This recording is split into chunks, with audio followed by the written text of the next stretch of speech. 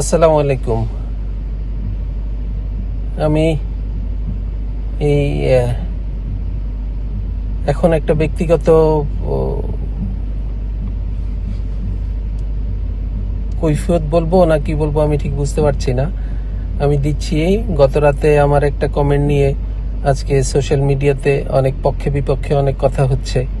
তো আমার ধারণা কথাগুলি যেভাবে আলোচনা হয়েছে অনেক কথা সেভাবে আসছে না, আর যেভাবে আসছে তার অনেক কিছুই হয়তো সঠিকভাবে আসছে না। তাই আমি মনে করছি যে ব্যক্তিগতভাবে আমার এই বক্তব্যটা দেওয়াটা জরুরি মনে করছি। সেটা হচ্ছে যে আমি গতকালকে যে বক্তব্য দিয়েছি সেটা একান্তই আমার ব্যক্তিগত মতামত, এবং এর সাথে এখন যে কোনো ব্র্যান্ডের পুরাতন এসি বদলে নতুন ওয়ালটন এসিতে উপভোগ করুন 25% ছাড়। অনেকে ক্রিকেট বোর্ডকে জড়িত করে ফেলছেন, অনেকে বলছেন একজন পরিচালক হিসেবে আমি এই ধরনের কথা বলতে পারি কি পারি না।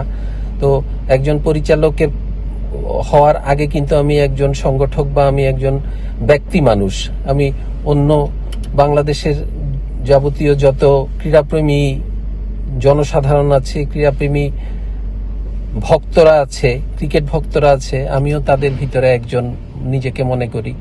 তাই আর বাংলাদেশ ক্রিকেটে একটা শুধুমাত্র বিশ্বকাপ আমাদের খেলা না খেলার উপরে আমাদের পুরা ক্রিকেট ধ্বংস হয়ে যাবে বা আমরা পথে বসে যাব, এই জিনিসটা আমি ব্যক্তিগতভাবে কোনোভাবেই মনে করি না বলে, আর যেই বিষয়টা সবচেয়ে জড়িত মানে যে বিষয়টা সবচেয়ে গুরুত্বপূর্ণ আমার কাছে মনে হয়েছে সেটা হচ্ছে যখন দেখলাম যে 90 থেকে 99% অর্থ শুধুমাত্র বাংলাদেশের ক্রিকেটের প্রাপ্য যে রেভিনিউ সেটা শুধুমাত্র আইসিসি থেকে আসে, সেটা আমাকে একটু বিচলিত করেছে।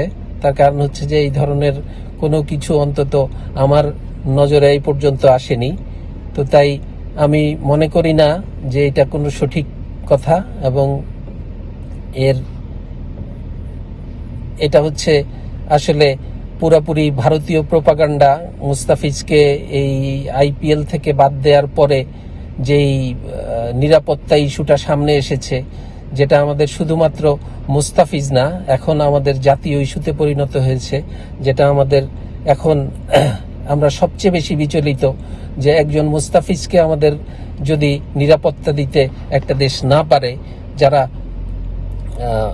হিন্দুত্ববাদী উগ্র গোষ্ঠীর কাছে নত স্বীকার করে তারা মনে করছে যে তারা অনেক বড় কিছু করে ফেলেছে, অতএব এই নিরাপত্তাহীনতার ভিতরে আমরা কোনোভাবেই আমাদের দেশকে ফেলতে পারি না, এবং আমাদের দেশের জনগণকে, আমাদের দেশের ক্রিকেটারদের, আমাদের দেশের যাবতীয় যারা ক্রীড়াপ্রেমী আছে এই বিশ্বকাপ উপলক্ষে যারা খেলতে যাবেন বা খেলা দেখতে যাবেন, তাদের নিরাপত্তার বিষয়টা আমাদের কাছে অনেক বড় জরুরি হওয়া প্রয়োজন, এবং আমাদের কাছে সেটাই জরুরি মনে হয়েছে।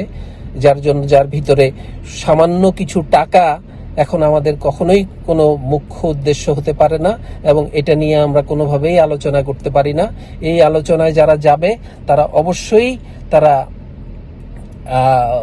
অন্তত আর যাই পারপাস সার্ভ করুক না করুক, বাংলাদেশের পারপাস সার্ভ করবে না। অতএব এটাই আমার ব্যক্তিগত মতামত।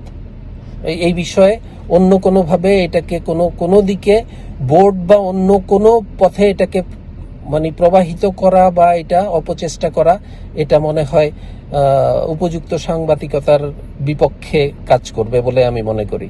ধন্যবাদ।